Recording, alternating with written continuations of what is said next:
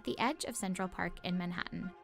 There's a bronze statue of a doctor named James Marion Sims, whose brilliant achievement carried the fame of American surgery throughout the entire world. He's the guy who created the vaginal speculum, an instrument gynecologists use for examination. He pioneered the surgical repair for fistula, a complication from childbirth, and became known as the father of modern gynecology. But that brilliant achievement was the result of a series of excruciating experimental surgeries that he conducted on enslaved women.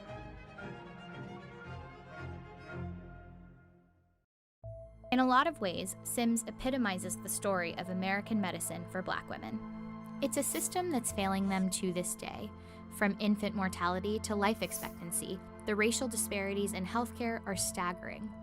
The gulf between Black and white might be widest when we look at maternal mortality, with Black women 3 to 4 times more likely to die in connection with pregnancy or birth than white women.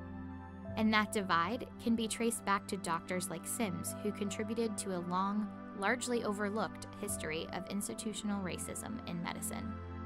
Trying to understand a historical problem without knowing its history is like trying to treat a patient without eliciting a thorough medical history. You're doomed to failure. That's Harriet Washington, a medical ethicist and author who chronicled the intersection of race and medicine in her book, Medical Apartheid.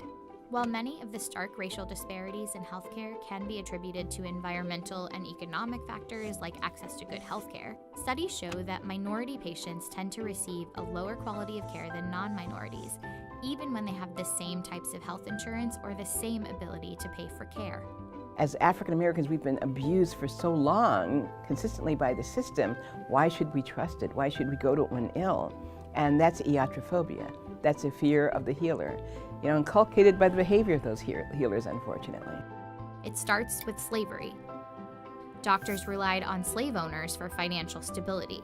They accompanied plantation masters to auctions to verify the fitness of slaves and were called in to treat sick slaves to protect their owners' investments. In 1807, Congress abolished the importation of slaves and in turn pushed Black women to have more children, to essentially breed slaves. Founding Father Thomas Jefferson later wrote, "I consider a woman who brings a child every 2 years as more profitable than the best man on the farm." Around the 1830s, the abolitionist movement led to the rise of what was called Negro medicine, or efforts to identify Black inferiority to justify slavery. And there were polygenists who tried to use both science and the Bible to find proof that races evolved from different origins. The 1830s also marked the beginning of recorded experimentation on Black women's bodies.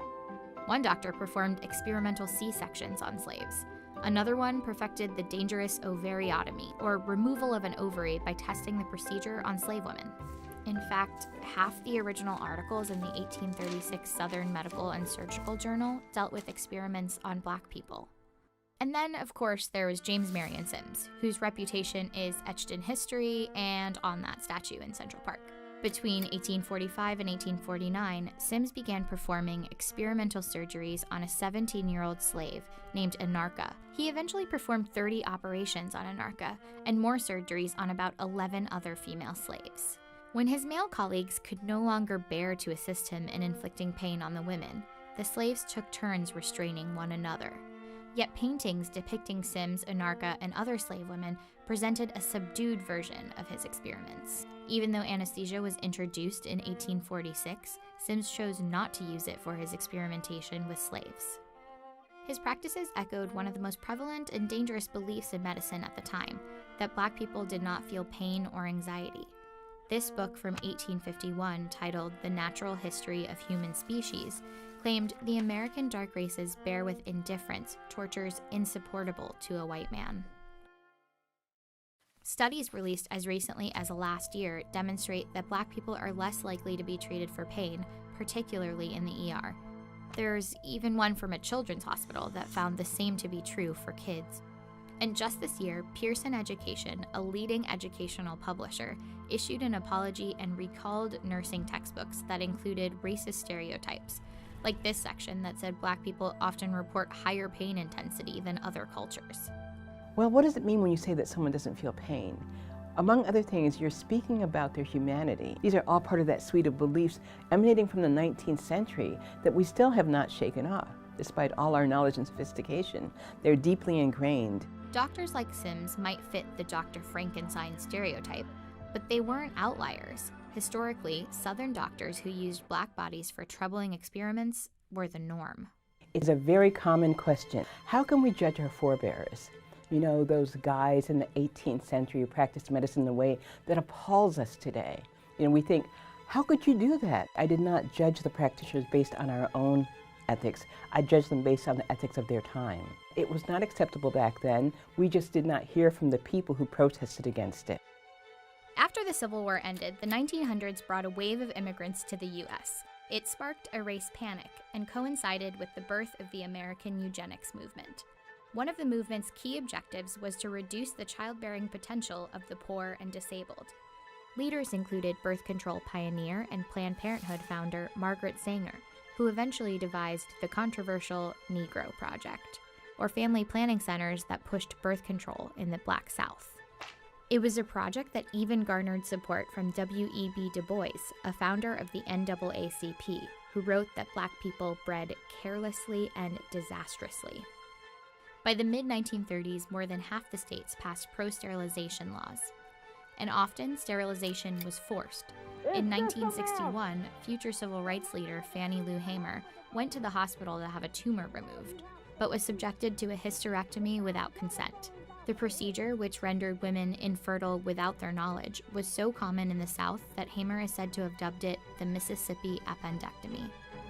African American babies were no longer economically valuable. And African Americans themselves had gone from being a resource to a nuisance.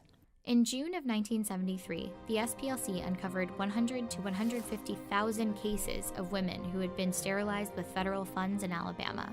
Half the women were Black. In recent decades, women of color continue to be exposed to dubious reproductive health programs. In December 1990, the FDA approved a contraceptive called Norplant, and it was selectively marketed to Black teenagers in Baltimore schools. You know, one of the current birth control methods now in the United States is Norplant. Norplant fans like David Duke, the former KKK Grand Wizard, even introduced legislation to give women on welfare an annual reward of $100 if they agreed to get Norplant. And it's time we start to encourage welfare mothers to be responsible. That bill never passed, but the implant ignited a debate on whether long-term contraception, like Norplant that lasted 5 years, could be used as a form of social engineering when pushed to specific communities.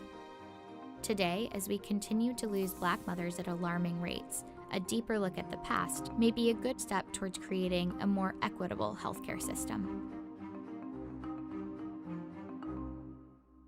Hi guys, thanks for watching. Of course, there's a lot more to the history of how the US medical system has mistreated people of color than we could fit in the video.